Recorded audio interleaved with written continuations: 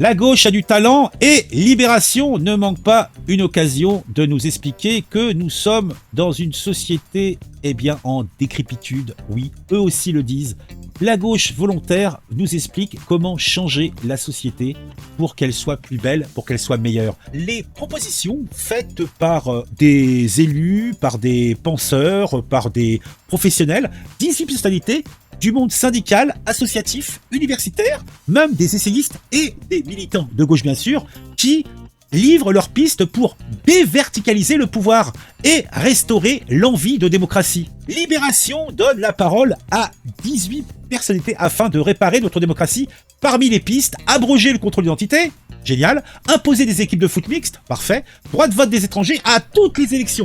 Donc, je me suis dit en voyant ça, il faut que j'enquête, il faut que je m'informe. Donc, on va s'informer. Anne-Charlène Bézina, tiens, elle est constitutionnaliste. Alors, quelles sont ses propositions, elle ? Apporter une dose de proportionnelle à nos institutions, la proposition de d'Anne-Charlène Bézina, constitutionnaliste. L'abstention ne cesse de croître, signe de la défiance des citoyens envers les institutions. Pour lutter contre cette crise, la politologue spécialiste de la Constitution propose une réforme de mode de scrutin qui permettra d'améliorer la représentation de nos élus. Ça a été le cas, ça a été longtemps, mais en général, pendant longtemps, la gauche ne voulait pas de proportionnel. C'est une idée comme une autre, mais bon, pourquoi pas. À la limite, moi, dans l'absolu, pourquoi pas la proportionnelle. Donc après, on a David Jazz, essayiste. Je sais pas ce qu'il essaye. Il essaye, je sais pas, des restaurants. Les citoyens doivent pouvoir initier un grand exercice délibératif national. Alors qu'est-ce que ça veut dire ? La proposition de David Jazz aux fonctionnaires. Le changement radicaux imposé par la crise climatique nécessite de larges débats démocratiques pour que le peuple comprenne et s'empare de ses décisions. Propose un haut fonctionnaire essayiste. Alors je comprends même pas ce qu'il veut dire. C'est pourtant ces mêmes gens qui sont contents que 11 millions de personnes ne soient pas représentées et qu'on n'écoute pas leurs paroles. Donc je vois pas où est vraiment le problème. Donc lui, alors sa proposition, je la comprends même pas. Donc passons à la suivante. Camille Etienne, militante écologiste. Ah, donc qu'est-ce que cette militante va nous proposer ? Créer un conseil écologique pour que nos lois soient conformes aux 9 limites planétaires. La proposition de Camille Etienne, militante écologiste. Ben oui, mais pourquoi créer un conseil écologique ? Ça ferait quoi en plus ? Il faut donc créer une institution suprême pour imposer un cadre écologique aux décisions législatives. Soutien à l'activisme environnemental. Alors moi je dirais, pourquoi pas ? Mais ça ne peut l'être qu'au niveau mondial. Par contre, elle a la téton qui pointe, la dame, regardez. C'est le vêtement, ça frotte, ça excite. Une mesure comme ça, pourquoi pas, mais au niveau de la France, ça n'a absolument aucune pertinence. Alors après lui, c'est qui ? David Le Breton, sociologue. Ah là, dès que c'est un sociologue, je me méfie. Oh là, je me méfie. Réguler les réseaux sociaux, la proposition de David Le Breton, sociologue. Ah, réguler. Les discussions sur les réseaux sociaux ont tourpillé le débat démocratique. En quoi les discussions sur les réseaux sociaux tourpillent le débat démocratique ? L'absence de discussion serait un tourpillage démocratique, en le polarisant en des extrêmes réducteurs et irréconciliables. Pour le chercheur, il est urgent de légiférer pour encadrer ce lieu de communication et se le réapproprier. Il est urgent de légiférer pour encadrer. Donc ça veut dire encadrer, ça veut dire limiter l'information pour protéger, bien sûr, pour éviter les débordements. Oh mon Dieu, ce lieu de communication et se le réapproprier. En fait, ce qui est merveilleux, c'est que ces gens pensent encore comme si il était possible d'avoir un système de monopole. Les gens fuient de plus en plus vers des alternatives. En fait, ils s'excitent parce que, à ce qu'ils disaient, les prochaines élections, celle de 2027, la majorité des gens prendront leur décision par rapport à ce qu'ils auront vu sur les internets, les réseaux sociaux et non plus sur les médias mainstream. Donc c'est vrai qu'ils peuvent s'inquiéter puisque ça va bénéficier aux extrêmes, ça va bénéficier aux tendances d'extrême gauche et aux tendances plutôt droitardes, c'est évident. Les extrêmes le saisissent. Alors on a Madeleine Hazan, présidente de l'UNICEF. Bigre. Alors qu'est-ce qu'elle propose ? La démocratie, alors il faut instaurer le droit de vote à 16 ans. La position d'Adèle Hazan, présidente de l'UNICEF France. Par contre, il faut peut-être l'enlever aux gens de plus de 80 ans, non ? Elle a l'air bien attaquée, la présidente, hein. Les jeunes de cet âge ont déjà le droit de travailler ou de créer une association. Il est temps de les faire participer activement à la vie politique. Défend la responsable de l'agence onusienne pour l'enfance. Tu instaures le droit de vote, faut aussi, il soit assez grand aussi pour prendre la décision de boire ou de pas boire, de fumer ou de pas fumer. Faut être logique. Ou d'accéder à des contenus olé olé. Pourquoi ? D'un côté, tu interdirais certains points et tu ouvrirais certains autres points. Moi, je suis pour la logique absolue. Moi, je suis pas contre dans l'absolu, mais ça veut dire que si on fait ça, la majorité est à 16 ans. Elle est plus à 18 ans. C'est tout. Après, on a Julia Cagé, économiste. Oh là, elle a l'air revêche, hein. Alors, qu'est-ce qu'elle veut ? Réformer la finance publique des médias. Comment ça ? Les aides aux médias sont mal orientées et bénéficient surtout à ceux qui se portent le mieux. Il est urgent de les réorienter pour soutenir les plus fragiles et surtout les plus indépendants des grands groupes économiques, alerte la chercheuse. Un petit peu de gloss, mettons un peu de gloss. Elle a les lèvres serrées comme ça. Elle a pas l'air gentille, hein. Alors après, on a Gaspard Koenig, essayiste. Le mec, il a... Non mais, sérieux, quoi. Non mais, c'est une photo... C'est sa vraie photo, ça? Eh bah, dis donc. Alors, donner plus de pouvoir aux citoyens avec des référendums locaux. Moi, ça, par contre, à la limite, pourquoi pas? Pour des questions locales, genre une nouvelle autoroute, une zone industrielle, ça peut être très intéressant. Asma Mala, politologue. Alors, qu'est-ce qu'elle nous dit à ce moment-là? Face à l'emprise des technologies, réinvestissons nos corps. Oula, ça veut dire quoi, ça? Pour la spécialité de géopolitique de la tech, les hypertechnologies menacent de réduire notre humanité. La résistance passera donc par un réappropriation du monde physique. Ça veut dire quoi? Je comprends rien. À mesure que nous extériorisons les mécaniques gestuelles et cognitives à des machines, que nous remplaçons l'artisanat par des processus robotisés, nous expérimentons une perte de croissance du savoir-faire, mais aussi des liens sociaux, donc une partie de notre contrat social initial. En fait, c'est trop perché pour que je comprenne, je pense. Hein. Alors, après, on a Raphaël Kampf, avocat. Je suis avocat, j'ai les moyens de vous faire parler. Alors, qu'est-ce qu'il dit, lui? Alors, ce monsieur, alors qu'on voit là, alors lui, il a la solution à tous les problèmes. Le droit de vote aux étrangers à toutes les élections. La proposition de Raph Kampf, avocat. Les étrangers qui vivent de manière permanente, travaillent et paient leurs impôts en France devraient pouvoir se prononcer sur la politique de leur pays d'adoption. Une mesure qui réduirait le poids des idées xénophobes. Ah bah c'est clair que si tu laisses voter tous les gens qui viennent s'installer pour bosser en France, c'est clair que ça va réduire le poids des idées xénophobes et ça va surtout réduire le poids des idées tout court. C'est pas déjà le cas dans la majorité des pays du monde. En plus, la France est un des pays à la limite où c'est déjà...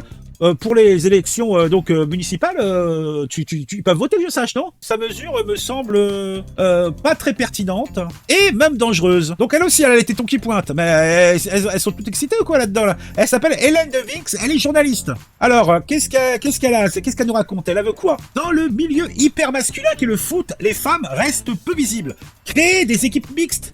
Ah ouais, c'est intéressant. Donc, pour elle, il faudrait faire des équipes mixtes de foot, permettant d'ériger les joueuses au même rang que leurs homologues, d'en faire des modèles, estime la journaliste. Ah ouais, il y a une histoire de gabarit. Ou alors peut-être des femmes trans, tu sais, voilà. Donc là, pourquoi pas? On a vu, il y a des très très bonnes joueuses, il n'y a pas de souci. Moi, j'y connais rien au foot. Hein. Donc moi, je regarde ça d'un point de vue objectif, comme ça. Par contre, une idée de faire des équipes mixtes est complètement illusoire, à part si on change les règles.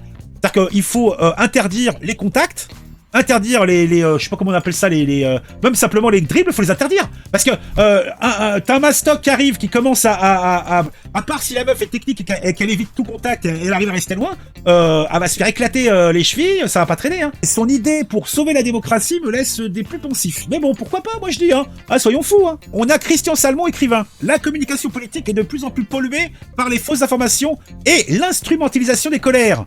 Il est temps de mieux modérer ces échanges et de susciter l'espoir pour établir l'esprit démocratique, soutient le chercheur sur le langage. Moi, je suis d'accord avec lui, mais comment tu fais ça? Cette instrumentalisation politique, cette plutôt instrumentalisation de la colère, elle est même dans l'hémicycle, elle est même à l'Assemblée nationale. La France insoumise, c'est son outil principal. Instrumentaliser la colère des gens. Moi, je veux bien, mais comment tu fais ça? Comment tu fais ça? Moi, je suis open, hein. Je suis open, mais là, j'ai du mal à... Alors, Sophie Binet, secrétaire générale de la CGT, tiens, fais-nous rire. Dans l'économie comme à l'intérieur des entreprises, la voix des salariés est insuffisamment... Mais il y a les CE, comité d'entreprise, c'est fait pour ça, non? La voix des salariés est insuffisamment prise en compte. Donner un droit de veto au comité social et économique sur la cession, rachat ou acquisition est une urgence pour la secrétaire générale de la CGT. Là, en fait, j'ai pas une vision assez claire pour savoir si c'est pertinent ou non. J'en sais rien. Franchement, ça me dépasse complètement. Je ne suis pas assez péchu pour donner un avis là-dessus. Ah, Cécile Duflot, elle est pas morte, elle? Alors, créer un ISF climatique. La proposition de Cécile Duflot, directrice générale d'Oxfam. En fait, ils veulent du pognon, ils veulent chercher du pognon, mais est-ce qu'il faudrait pas plutôt simplement interdire aux entreprises de polluer? On assume les conséquences économiques que cela implique. Pourquoi pas? Mais pourquoi laisser les gens polluer et les taxer? En quoi ça va protéger la planète?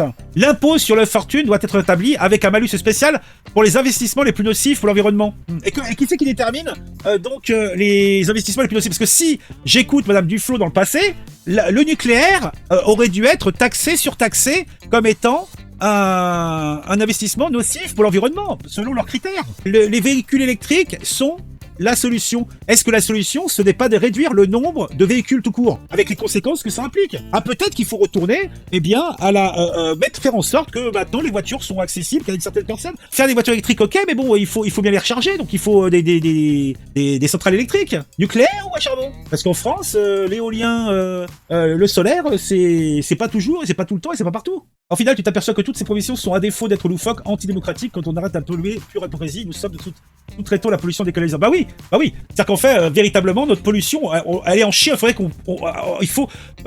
il faut comptabiliser la pollution que génèrent les produits que nous fabriquons, qui sont fabriqués à l'autre bout du monde et qu'on consomme. Et là, là, on est loin des clous. Hein. Mais bon, alors après, on a qui? On a Douce Dibondo, journaliste écrivaine. Abrogeons le contrôle d'identité. La proposition de Douce Dibondo SS. Donc, sa proposition, c'est d'abroger le contrôle d'identité. Pour tout le monde. Plus de contrôle d'identité. C'est vrai que on est dans une société apaisée où il n'y a pas de violence, où il n'y a pas de gens méchants pas beaux, de margoulins, et le fait d'avoir une pièce d'identité, faute de quoi on risque de finir au poste, c'est problématique. Les vérifications d'identité par la police visent en grande majorité les jeunes racisés, ce qui est une forme violente de discrimination. Il faut mettre fin à ces procédures en modifiant le code pénal, recommande les listes afro-féministes. Alors déjà, afro, pourquoi pas? Féministe, pourquoi pas? Pourquoi afro-féministe? Il y a un féministe différent? Le féminisme afro n'est pas le même que le féminisme blanc, je sais pas, blanco, europo-féministe, je sais pas comment on dit, caucaso-féministe. Sinon, à la limite, on peut mettre en place une procédure de contrôle d'identité systématique. D'accord, là, systématiquement, genre, quand les gens veulent faire des contrôles d'identité, les policiers, ils ont l'obligation de contrôler tout le monde. Là aussi, ça c'est possible. D'accord, comme ça, il y aura plus, ils seront plus visés, tout le monde sera contrôlé. Là, pourquoi pas? C'est dingue. Ça faudra qu'on multiplie par une fois et demie le nombre de policiers, mais c'est possible. Mais ça me paraît illusoire. Alors après, on a Lucie Pinson. Oh, quel joli nom. Ah, Pinson. Directrice ONG Reclaim Finance. Alors j'adore. C'est une ONG Reclaim Finance, d'accord. Oh là, elle m'a l'air compliquée, elle. Là, c'est quoi cette tête? Les lunettes. Écolo, elle a les lunettes en bois, vous savez. Les lunettes à 800 €. Alors, canaliser la puissance de nuisance des acteurs financiers. La proposition de Lucie Pinson, directrice de la l'ONG Reclaim Finance. Alors, je comprends même pas ce que ça veut dire là aussi. Là, c'est ma limitation intellectuelle là, qui rentre en ligne de compte. Hein. Je ne sais même pas ce que je suis en train de lire. L'argent de nos épargnes est souvent utilisé par les banques pour des projets destructeurs de l'environnement ou des emplois. Il est grand temps de se mobiliser pour les forcer à financer des activités vertueuses, lance la responsable associative. Bah oui, mais si c'est économiquement viable, bien sûr. Mais en fait, l'argent va là où... Je pense que l'écologie a de grands jours devant elle. Je pense que ce que veulent tous ces écologistes-là, ils vont être satisfaits, puisque c'est bon, le marché est prêt. L'argent va là où l'argent se fait. Et l'écologie, c'est l'argent. Demain, on aura besoin de villes plus ensoleillées, plus d'énergie propre, etc. Donc l'argent va y aller, vous inquiétez pas. Dans 20 ans, dans 30 ans, il fera 50 en plein été en France, et puis il faudra vivre avec. Le monde continuera de polluer. Hein. Nous, on polluera plus, on polluera le moins possible, mais on polluera quand même. Il n'y a pas 50 façons de réduire les pollutions réellement. Hein, c'est l'impact qu'on a sur le monde, il est lié à notre consommation. Il faut réduire la consommation, c'est-à-dire il faut arrêter de produire à outrance, il faut produire sur le long terme, il faut produire des choses qui durent. On change pas d'ordinateur tous les 3 mois, on change pas de voiture tous les 5 ans. Une voiture, tu l'as pour 20 ans. Ça doit être rustique et costaud. Hein. Il faut privilégier les circuits courts pour la nourriture. Il faut arrêter d'importer des trucs de l'autre bout du monde. Ça veut dire aussi donc qu'il faut arrêter la mondialisation au niveau de la nourriture. La Mercosur qui veulent nous imposer, c'est bouffer la bouffe faite dans des conditions qu'on ne connaît pas en Amérique du Sud pour leur vendre des centrales électriques. Voilà, c'est un peu ça le deal. Hein. Et leur vendre des bagnoles. Alors que les bagnoles, qu'ils les fabriquent chez eux et la bouffe qu'on la produit sur place, qu'on la manger sur place. Et pour moi, la seule solution, c'est la décroissance. Alors, on a Taoufik Villepuram. Alors lui, qu'est-ce qu'il nous dit? Instaurons la parité sociale en politique. Mais bien sûr, les Français les plus modestes votent moins car ils se sentent moins bien représentés. Ben oui, mais qui c'est qui les représente? Pour leur rendre la parole et déployer de vraies politiques qui les soutiennent, il faut imposer un quota social dans les assemblées. Avance le militant. Ça n'a ni queue ni tête ce qu'il raconte. C'est pas que c'est mauvais, c'est pas que l'idée n'est pas sympathique. Moi, je trouve ça très bien, mais on voit bien qu'à chaque fois, on l'a vu la dernière fois, c'était suite au Covid, il me semble, ou suite aux Gilets jaunes. Souvenez-vous, Macron et compagnie, ils ont fait les fameux Grenelles, tu vois, des grands noms pour des affaires assez bizarres. Ils ont pris des gens au hasard, et ils les ont mis dans une pièce, ou dans des hémicycles, et ils devaient faire des propositions. Mais ces gens-là ont été manipulés par les encadrements. Pareil, dans une cour de justice. Exemple typique. Vous êtes juge dans un procès. Donc, vous allez écouter les plaidoiries, et puis vous allez vous retrouver dans une salle où vous allez avoir le juge, ou l'assesseur, je sais pas quelle est la personne qui est là, qui mène un petit peu, qui gère les jurés. Et cette personne, par ses propos, par ses recommandations, va manipuler, et elle aura un rôle d'autorité, puisque c'est la personne qui connaît. Donc les jurés vont faire confiance à sa décision, et ça va jouer sur les décisions finales des jurés. C'est normal, c'est humain. Moi, personnellement, je serais pour que nos élus soient choisis au hasard dans la population. Éventuellement, effectivement, avec un système, éventuellement par classe, par machin, je sais pas. Mais pourquoi pas? Mais c'est illusoire. Un ministre ne fait rien. Un ministre va prendre des décisions, va faire des discours. Mais ceux qui bossent, c'est les gens qui sont là avant son arrivée et qui seront là après son départ. Et ça, c'est un fait, on le sait tous. Donc là, c'est pareil pour les élus. Moi, je suis pas contre dans l'absolu, mais ça me paraît un petit peu idéaliste. Alors, on a Fabienne Brugère. Alors, c'est qui celle-là? Les philosophes, mon Dieu. Je me méfie des philosophes. Éduquer les générations futures à l'empathie. Oh, il faut... Ah bah dis donc, c'est mal parti, hein. La proposition de Fabienne Brugère, philosophe. Mais je croyais qu'il y avait des journées ou des demi-journées à l'école pour ça, pour l'empathie, pour le vivre ensemble, etc. Moi, je trouve qu'on est de plus en plus brutaux, de plus en plus méchants. Comme au Danemark, l'empathie devrait faire en France l'objet d'un programme sérieux et continu de l'éducation nationale, avec un travail sur la littérature et son pouvoir d'exemple, qui permet de mieux ressentir les émotions des autres et développer la confiance envers les individus. Oui, bah moi, pourquoi pas? Bah après, il faudrait que les étudiants savent lire. Tu leur donnes des versions audio, tu sais. L'empathie est surtout une question d'éducation pour les parents. Oui, oui, je suis d'accord avec toi, Michel. Et sinon, t'as raison, là, j'ai pas répondu sur le moment, mais il faut surtout réguler la surpopulation, oui. Et on a Salomé Saké, donc celle qui a été sur Mastodon, hein, qui ne veut plus subir X. Eh, mon Dieu. Encourager le partage d'informations de qualité.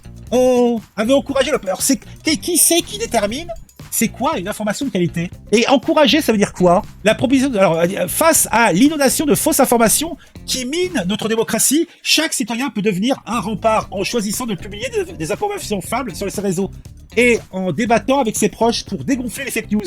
Et c'est pas déjà le cas?